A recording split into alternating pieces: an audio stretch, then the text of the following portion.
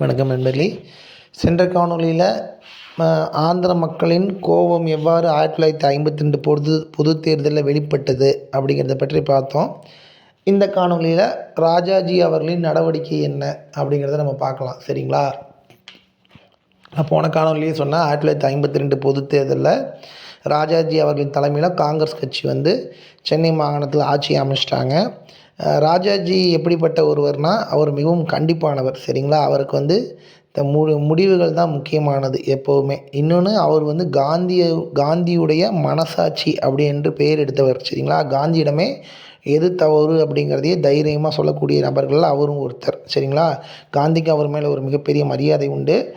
ராஜாஜி அவர்கள் மூதறிஞர் அப்படிங்கிற ஒரு பேர் உண்டு. சரிங்களா? அவர் மிகவும் படித்தவர் மட்டும் இல்லை, அவர் மிகவும் கண்டிப்பு, தன்னுடைய முடிவுகளை மாற்றமே அவர் செய்ய மாட்டார். சரிங்களா? அப்படிப்பட்ட ஒரு நபர் அவர். தமிழகம் சென்னை மாகாணத்தில் முதலமைச்சராக பொறுப்பேற்கிறாரு. அவருக்கு இந்த ஆந்திர மாநில கோரிக்கைக்கும் அவருக்கு பெருசாக உடன்பாடுகள் கிடையாது. சரிங்களா? இந்த ஆந்திர மாநிலம் பிரிவினை என்பதை அவரும் ஆதரிக்கவில்லை. அது மட்டும் இல்லை, அவர் என்ன பண்ணிட்டார்னா, கிருஷ்ணா நதியை தமிழகத்திற்கு கொண்டு வரக்கு நடவடிக்கைகள் எடுக்க ஆரம்பிச்சிட்டார் சென்னை மாநில முதலமைச்சரான பிறகு. சரிங்களா? அந்த கிருஷ்ணா பொன்னாறு ப்ராஜெக்ட் அப்படின்னு சொல்லுவாங்க. அந்த ப்ராஜெக்டோட மெயின் ஆப்ஜெக்டிவே என்னென்னா, கிருஷ்ணன் வாட்டர் சென்னை குடிநீருக்கு பயன்படுத்தணும் அப்படிங்கிற மாதிரியான எய்ம் தான் அதோட ஆப்ஜெக்டிவே. அப்படிப்பட்ட ஒரு திட்டத்தை இவர் அனௌன்ஸ் பண்ணோன்னே ஏற்கனவே ஆந்திர மாநில மக்களுக்கு கோபம் இருந்தது. என்ன என்றால், தனி மாநில கோரிக்கையை நிறைவேற்றப்படலை அப்படிங்கிற மாதிரியான ஒரு கோபம் இருந்திருக்கு. அந்த டைமில் தங்களிடமிருந்து நீரை தமிழகத்திற்கு அனுப்புவதும் அவர்களுக்கு குளவிக்கூட்டில் கைவிட்ட மாதிரி மிகப்பெரிய ஒரு கோபத்தை அவங்களுக்கு உருவாக்கி கொடுத்துருச்சு. இது ராஜாஜி அவர்கள் திட்டமிட்டலாம் செய்யலை, இது யதார்த்தமாக நடந்தது தான். இது ஆந்திர மாநில மக்களுக்கு பிடிக்கல. சரிங்களா? இவர் எங்கே போனாலும் அங்கே ஆர்ப்பாட்டங்கள்லாம் நடைபெற்றிருக்கு. ஆந்திராவுக்கெலாம் ராஜாஜி போனார்னா எப்போவுமே ஆர்ப்பாட்டங்கள் நடந்திருக்கு. இவர் தனி மாநில கோரிக்கைக்கு இவருக்கு எதிரானவருங்கிற மனநிலை ஆந்திர மக்களுக்கும் ஏற்பட்டிருக்கு. இந்த டைமில் தான் 1952 அக்டோபர் 19 பொட்டி ஸ்ரீராமுலு அப்படிங்கிறவர் உண்ணாவிரதம் போராட்டத்தை அனௌன்ஸ் பண்ணிட்டார். சரிங்களா? அது என்னத்துக்கு அப்படின்னா, ஆந்திர மாநிலம் தனியாக உருவாக்கப்படணுங்கிற அதே கோரிக்கைக்காக. இரண்டாவதாக நபராக முதல்ல சுவாமி சீதாராம் என்பவர் இருந்தார் நான் சொன்னேன். ரெண்டாவதாக இவர் அக்டோபர் 19 1952 உண்ணாவிரதத்தை அனௌன்ஸ் பண்ணிட்டார். இவரோட உண்ணாவிரதம் மத்திய அரசிடம் மிகப்பெரிய தாக்கத்தை ஏற்படுத்தவில்லை. சரிங்களா? இவர் உண்ணாவிரத கோரிக்கையும் அவங்க ஏற்கலை. அது மட்டும் இல்லை, இவரிடம் நேராகவும் எதுவும் பேசின மாதிரியும் இல்லை. சரிங்களா? இவர் உண்ணாவிரதமாகவே இருந்திருக்காரு. இந்த உண்ணாவிரதத்தை ஏன் பெருசாக எடுத்துக்கல அப்படிங்கிறது தெரியல. ஆனால் என்ன பிரச்சனையாயிடுச்சுன்னா, டிசம்பர் 15 1952 இவர் இறந்துட்டார். சரிங்களா? உண்ணாவிரத போராட்டத்தில் உயிர் தியாகம் செய்து விட்டார். நம்ம அதை ஒத்துக்கிட்டு தான் ஆகணும். ஆந்திர மாநில கோரிக்கையாக இருந்தாலுமே ஒருத்தர் உண்ணாவிரதத்தில் உயிரிழந்திருக்கார் அப்படிங்கிறது ரொம்ப வருத்தத்துக்குரிய விஷயந்தான். சரிங்களா?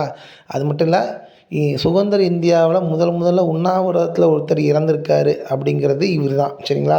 பொட்டி ஸ்ரீராமுலு தான் ஆந்திர மாநில கோரிக்கைக்காக முதலில் உண்ணாவிரதத்தில் இந்திய சுதந்திர நாட்டில் இறந்திருக்காரு. ஒரு சுதந்திர நாட்டில் ஒருத்தர் உண்ணாவிரதத்தில் இறந்திருக்காருங்கிறது மிகப்பெரிய விஷயம். அது என்னென்னா, ஒருத்தர் தன்னைத்தானே உண்ணாவிரதத்தில் இறந்திருக்காருன்னா அது அரசு வருத்தம்தான் படும். சரிங்களா? இது சரியோ தவறோ, நம்மளால தான் அவர் உயிர்ந்துட்டாருங்கிற மாதிரி மத்திய அரசு ரொம்ப வருத்தப்பட்டிருக்கு. அந்த உண்ணாவிரத உயிர் தியாகத்தை நம்ம போட்டுட்டு தான் ஆகணும். அது எப்போ நடந்திருக்குன்னா 1952 டிசம்பர் 15 பொட்டி ஸ்ரீராமுலு தனி மாநில கோரிக்கைக்காக உயிர் தியாகம் செய்து விட்டார். இது காட்டு தீப் போல் ஆந்திரா ஃபுல்லாக பரவிடுச்சு. சரிங்களா? பல இடங்களில் ஆர்ப்பாட்டங்கள் போராட்டங்கள் எல்லாம் ஏற்பட்டிருக்கு. தனிமாநில கோரிக்கை மிக அடுத்த கட்டத்தை நோக்கி நகர ஆரம்பிச்சிருச்சு. உண்ணாவிரதத்தில் அவர் உயிரிழந்த செய்தி அந்த ஆந்திரா பகுதியை சார்ந்த மக்களுக்கு மிகப்பெரிய கொந்தளிப்பு ஏற்பட்டுச்சு. சரிங்களா? இந்த டைம் மத்திய அரசும் காங்கிரஸ் கமிட்டியும் இந்த தனிமாநில கோரிக்கையை ஏற்று ஆகணுங்கிற கட்டாயம் ஏற்பட்டு விட்டது. அவங்களும் தனிமாநில கோரிக்கையை ஏற்றுக்கிட்டாங்க. அதுதான் உண்மையான விஷயம். சரிங்களா? அவரோட உயிர் தியாகம் வேஸ்ட் ஆகலை. அந்த அவர் உயிர் தியாகம் செய்த சில நாட்கள்லேயே ஆந்திர மாநில கோரிக்கை மத்திய அரசினாலும் காங்கிரஸ் கமிட்டியினாலும் ஏற்றுக்கொள்ளப்பட்டது. சரிங்களா? இப்போ வந்து நான் தனி மாநிலம் அமைந்துவிடும் அப்படிங்கிறது கிட்டத்தட்ட உறுதியாயிருச்சு. இருந்தாலும் இப்போவும் ஒரு பிரச்சனை அந்த தனி மாநில கோரிக்கையில் இருந்துகிட்டே தான் இருக்குது. இந்த பிரச்சனை தான் முக்கியமான பிரச்சனையும் கூட. சரிங்களா? மத்திய அரசு தனி மாநில கோரிக்கைக்கு பயந்ததற்கான காரணமும் இந்த பிரச்சனை தான். ராஜாஜி அவர்கள் தனி மாநில கோரிக்கைக்கு மிகப்பெரிய ஆதரவு தராததற்கு காரணமும் இந்த பிரச்சனை தான். பிரிவினை கமிட்டி என்று ஒன்று உருவாக்கப்பட்டு தனி மாநில கோரிக்கையை பற்றி விசாரிப்பதற்கு பேச்சுவார்த்தையின் மூலம் தீர்ப்பதற்கும் உருவாக்குறதுக்கு காரணமானது இந்த பிரச்சனையினால தான். சரி, நான் எந்த பிரச்சனையை பற்றி உங்ககிட்ட சொல்லிகிட்டு இருக்கிறேங்கிறது உங்களுக்கு கிட்டத்தட்ட புரிஞ்சிருக்கும். அந்த பிரச்சனை தான் மெட்ராஸ், அதாவது தற்போதைய சென்னை. இதுதான் பிரச்சனையோடைய முக்கியமான ஆணிவேரே. சரிங்களா? இப்போ உங்களுக்கு நல்லா புரிஞ்சிருக்கும். ஆந்திரா மாநில கோரிக்கையில் முக்கியமான கோரிக்கையை சென்னையை ஆந்திராவிடம் தர வேண்டும் என்பது தான். சரிங்களா? இங்கே தான் 2 மாநிலத்துக்கும் பிரச்சனையே. சென்னை வந்து தமிழ்நாட்டுக்கா ஆந்திராவுக்கா அப்படிங்கிற பிரச்சனையினால தான் மத்திய அரசு இந்த தனி மாநில கோரிக்கையை ஏற்கவே இல்லை. சரி, இதை பற்றி நம்ம அடுத்த காணொளியில் பார்க்கலாம். நன்றி, வணக்கம்.